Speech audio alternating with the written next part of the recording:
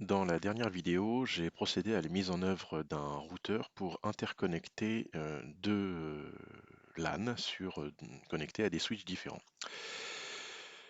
Dans cette vidéo, chaque poste de travail disposait d'une adresse IP qui lui avait été affectée de manière manuelle, c'est-à-dire que sur chaque poste, j'avais dû passer pour définir une adresse IP, le masque et ne pas oublier, comme je l'avais dit, la passerelle par défaut afin de pouvoir faire communiquer mes deux réseaux. Dans cette vidéo, je vais présenter la mise en œuvre d'un serveur DHCP, Dynamic Host Control Protocol. Ce serveur va permettre l'attribution d'adresses IP automatiquement sur des postes d'un réseau local et éventuellement d'un réseau plus ou moins distant. Donc là, l'idée, c'est grâce au serveur que j'ai ajouté en haut, qui pour l'instant est à peine configuré, de pouvoir déployer des adresses IP sur le réseau qui est directement connecté au serveur, ainsi que sur le réseau distant. Comment fonctionne le DHCP? C'est assez complexe en fin de compte. Dans le principe, un poste de travail, lorsqu'il démarre et qu'il n'a aucune adresse IP de configurée et que sa carte Ethernet est configurée pour récupérer une adresse IP automatiquement, elle va émettre une requête dite broadcast ARP à la recherche d'un serveur DHCP. Donc là, en fait, une requête broadcast ARP va envoyer une requête à la recherche d'un serveur DHCP sur l'adresse FFFFFFFF en hexadécimal, donc une recherche sur une MAC adresse. Une fois que le serveur DHCP qui lui est en écoute de ce genre de requête détecte cette requête, il va aller piocher dans une base de données d'adresses IP disponibles et du coup va affecter à ce demandeur donc qui émet donc via une MAC adresse, il va affecter une adresse IP. Donc par retour, en réponse, le serveur va envoyer au client qui demande une adresse IP via MAC adresse, une adresse IP. Et une fois que l'adresse IP a bien été affectée au poste de travail, ce poste de travail confirme au serveur, via une requête ce coup-ci IP, comme quoi le serveur peut conserver dans sa base de données cette association adresse IP, MAC adresse pour le poste de travail en question. Il s'agit là de la notion de bail. Un bail a une durée de vie définie en fonction du serveur DHCP. Et en fin de compte, cette notion de bail s'explique simplement dans le principe où tant que l'ordinateur est démarré à la fin de la durée du bail, qui peut être d'une heure, de 8 jours, d'un mois si on le souhaite. Si l'ordinateur est maintenu allumé pendant la période du bail, à la fin de la période du bail, l'ordinateur va automatiquement demander à renouveler le bail pour la même durée. C'est-à-dire que si on a un bail de 8 jours, au bout des 8 jours, si l'ordinateur n'a pas été éteint, le bail sera renouvelé pour à nouveau 8 jours. L'ordinateur est éteint dans l'intervalle des 8 jours. On le redémarre le lendemain, le bail est renouvelé à nouveau pour 8 jours. À chaque fois que l'ordinateur sera redémarré pendant la période du bail, le bail sera renouvelé d'autant. Par contre, si l'ordinateur est éteint pendant une période supérieure à la durée du bail, à savoir par exemple 8 jours, si l'ordinateur est éteint pendant 9 jours, le serveur DHCP, lui, va libérer le bail, va libérer l'adresse IP, l'association de l'adresse IP avec la MAC adresse qu'il avait jusqu'à maintenant enregistrée. Donc l'adresse IP pourra être attribuée à une autre machine, donc une autre adresse MAC. Lorsque l'ordinateur redémarrera, après les 8 jours, il se verra peut-être, selon la disponibilité, réattribuer une nouvelle adresse qu'il n'avait pas au préalable. Voilà un petit peu dans les grandes lignes la notion de bail DHCP. Donc mon serveur, qu'est-ce que j'ai fait dessus?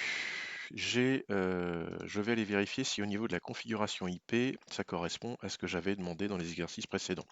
Donc il a la 172.16.0.10, il a bien le masque associé donc à la classe B et la default gateway de mon routeur. Première chose à vérifier sur mon serveur, c'est est-ce qu'il ping le routeur. Comme ça, je suis tout de suite cerné sur euh, le bon fonctionnement de mon serveur. Impeccable, mon serveur est en mesure de pinguer le routeur. Alors, ce que je vais présenter ici, c'est vraiment dans le cadre de Packet Tracer. Il faut savoir que dans la vraie vie, si je puis dire, on n'est pas toujours sur la configuration d'un service DHCP de la façon dont Packet Tracer l'appréhende. Donc, je vais aller dans la rubrique services sur mon serveur et je vois que j'ai un certain nombre de services qui sont disponibles sur mon serveur. Parmi ceux-là, je retrouve DHCP.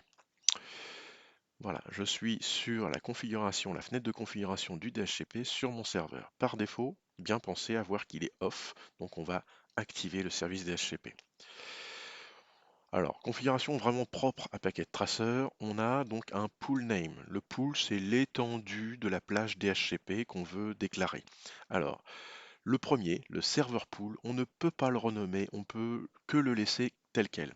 Donc ce serveur pool, on va l'affecter au premier LAN qui est directement connecté au serveur DHCP. Donc, les infos qui nous demandent. La default gateway. Alors la default gateway, c'est pas la default gateway de mon serveur, c'est, même si là pour ce coup-ci ce sera la même, c'est la default gateway qu'on devra envoyer aux clients lorsqu'ils demanderont une adresse IP. Parce qu'un serveur DHCP peut envoyer bien sûr une adresse IP à un masque, mais également une passerelle par défaut et un serveur DNS et bien d'autres informations qui ne sont pas mentionnées forcément dans Packet Tracer. On voit par exemple un peu plus bas une notion de serveur TFTP, de WLC adresse, ça je ne sais même pas ce que c'est. Là, ce qui m'intéresse, ça va être quelle va être la passerelle par défaut pour mes clients. Mes clients, ce sont ces clients-là pour l'instant. Donc leur passerelle par défaut, c'est celle qui correspond à l'interface du routeur qui est du même côté qu'eux. Donc comme pour mon serveur, ce sera la 172.16, pardon, .255.254. Serveur DNS, pour l'instant, je n'en ai pas sur mon schéma. Je vais donc laisser les 4 zéros qui sont prédéfinis ici. Start IP adresse, c'est la première adresse IP qui sera définie pour mon réseau. Alors je vois que j'ai un très très grand réseau avec un masque en 255.255.0.0. Bon, je vais démarrer à 172.16 par exemple et je vais démarrer à 100, admettons. Je laisse le masque que j'ai défini et le maximum number of users. Donc là, il m'a mis 512, sachant qu'avec ce masque-là, je pourrais en mettre bien plus. Alors je ne vais pas en mettre 512, je vais dire 100. Ce qui ferait que je pourrais aller de 172.16.0.100 à 172.16.0.200. Ce qui est bien suffisant par rapport à mon besoin dans le cas de cet exercice-là.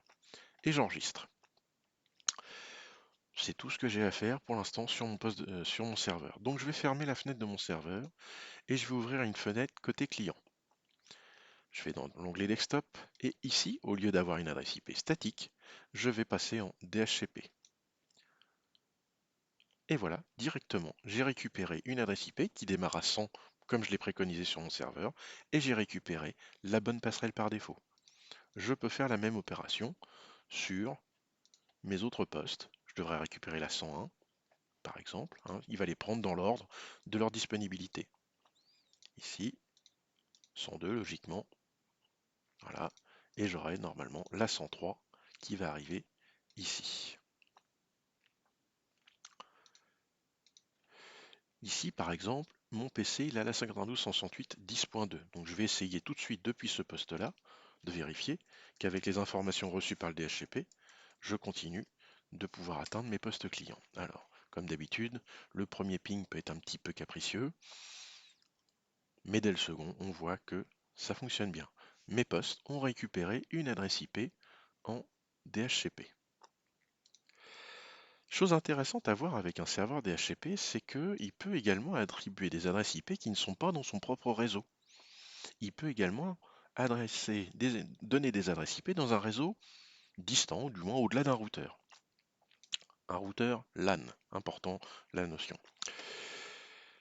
Donc ici, je vais retourner sur mon serveur et je vais créer un nouveau pool, donc une nouvelle étendue pour ce réseau-là. Donc ce réseau-là, on avait du 192.168.10.0/24 et la passerelle 192.168.10.254. Je vais sur mon serveur, je retourne dans les services et dans la partie DHCP, et ici je vais appeler ça LAN 192, on va l'appeler comme ça. La default gateway, ça va être 192.168.10.254, c'est ce que j'ai dit il y a quelques secondes. Start IP adresse 192, tabulation 168, tabulation 10, puis je vais démarrer pareil à 100, pourquoi pas. Le masque, je mets un masque de classe C, et je vais laisser un nombre d'utilisateurs maximum à 100, ce qui fera aller de 192.168.10 100 à 192.168.10 200. Et là, je ne vais pas faire save, je vais faire add.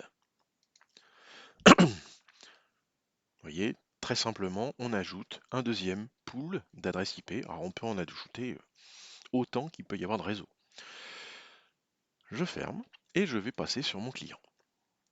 Desktop, IP configuration, et je vais passer en DHCP. Selon toute vraisemblance, ça devrait bien se passer. Et là, je vois que c'est long. Et j'obtiens une adresse IP qui n'a rien à voir avec ce que j'ai demandé. Alors je réessaye, par acquis de conscience, je me dis on sait jamais, il peut y avoir un petit problème. Et effectivement, il y a bien un problème. Je vois DHCP failed, APIPA is being used. Alors APIPA, c'est une adresse qu'on récupère sur des postes de travail qui sont configurés en DHCP et qui ne parviennent pas à joindre un serveur DHCP. Ces adresses commencent systématiquement par 169.254, puis autre chose avec un masque de classe B, à savoir 255.255.00. C'est une norme.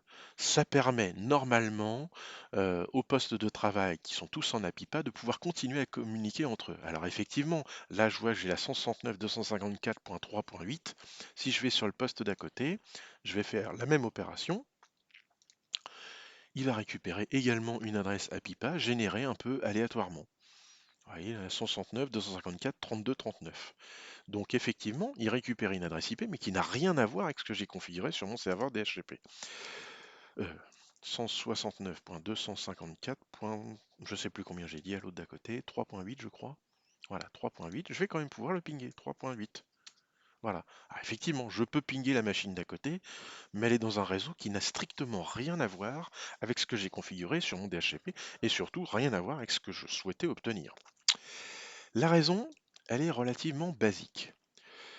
Un routeur, par défaut, ne va pas faire transiter une requête dite ARP, donc une requête broadcast ARP, vers un autre serveur. D'une manière générale, un routeur par défaut ne relaie pas de requêtes broadcast, donc des requêtes qui sont envoyées soit sur 255, 255, 255, 255, soit sur un ID, enfin sur un broadcast de réseau, soit sur un broadcast MAC adresse. Donc un routeur ne sait pas faire ça par défaut. Et quelque part, heureusement, imaginez la situation si chez vous, votre box Internet, euh, lorsque vous faites une requête DHCP pour votre propre PC à la maison, ça passe par la box et votre box demandait à Internet à avoir une adresse IP. Ce serait un capharnaüm pas possible. Et là, on aurait le problème de la saturation de l'IPv4. Ça voudrait dire que tous les postes que vous auriez chez vous seraient avec une adresse IP dite publique. Et donc, on n'aurait plus d'adresse IP puisqu'il y a aujourd'hui beaucoup trop d'équipements connectés euh, dans les domiciles pour pouvoir subvenir aux besoins. Donc, heureusement que nos box et que les routeurs d'une manière générale ne proposent pas de relayer les demandes DHCP en dehors du réseau local. Cependant, un routeur LAN, comme je l'ai dit tout à l'heure, a la notion de la capacité de pouvoir écouter sur une interface des demandes d'adresse IP et de les relayer à un serveur DHCP. Pour faire ça, il faut mettre en œuvre ce qu'on appelle un relais DHCP. C'est le terme le plus standard qu'on retrouvera en anglais sous DHCP Relay, mais d'une manière générale, ça s'appelle comme ça. Alors chez Cisco, parce que c'est Cisco, ils ont décidé de l'appeler un petit peu autrement, donc on va le mettre en œuvre sur notre routeur. Alors, j'ai à gauche l'interface G00. C'est l'interface qui est côté LAN demandeur, on va dire. C'est le LAN qui demande à disposer d'une adresse IP. Donc je suis sur la G00, mon serveur DHCP à la 172.16.0.10. Donc je vais me connecter sur mon routeur, pardon, dans la CLI, Enable, configure terminal, et ici je vais me connecter sur l'interface G00. Comme je l'ai dit, c'est du Cisco, donc Cisco a sa propre syntaxe pour appeler un serveur relais, enfin, pour faire du relais DHCP.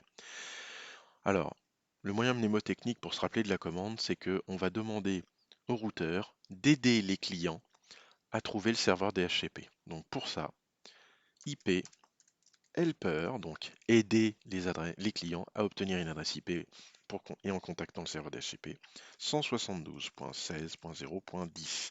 Je spécifie ici l'adresse IP du serveur DHCP. et je suis positionné sur l'interface la plus proche des demandeurs euh, d'adresse IP. Si j'avais éventuellement plusieurs routeurs qui se cascadaient les uns derrière les autres, pas la peine de répéter cette option sur toutes les interfaces des routeurs. Il suffirait juste, dans un premier temps, de mettre cette option uniquement sur le routeur le plus près des postes qui demandent une adresse IP. Donc je vais valider l'option. J'oublie pas de quitter, d'enregistrer ma configuration et je retourne sur un poste client. Ici, je vais faire statique pour repasser en mode manuel et je vais repasser sur DHCP. Et on va voir ce qui se passe. Instantanément, j'ai récupéré une adresse IP. Je vois que j'ai la 101. Il n'est pas exclu que le premier PC à droite, pardon, ici, ait récupéré la 100, comme c'est le cas effectivement ici. Voilà. Grâce au relais DHCP, ma requête ARP a été entendue par le routeur, puis transformée en requête IP classique pour la renvoyer au serveur DHCP, qui lui a pu répondre, renvoyer l'information au routeur, qui lui la renvoie au poste de travail. Maintenant, je peux, si je le souhaite, passer mes autres postes en DHCP. Ces derniers doivent récupérer une adresse IP obtenue depuis le serveur DHCP. Voilà, je vais donc maintenant pouvoir, si je le souhaite, pinguer par exemple le 172.16.0.100 depuis ce poste-là. Ping 172.16.0.100. Comme toujours, le premier ping est un peu capricieux et normalement les suivants devraient bien passer. Voilà. C'était la mise en œuvre d'un serveur DHCP avec Packet Tracer.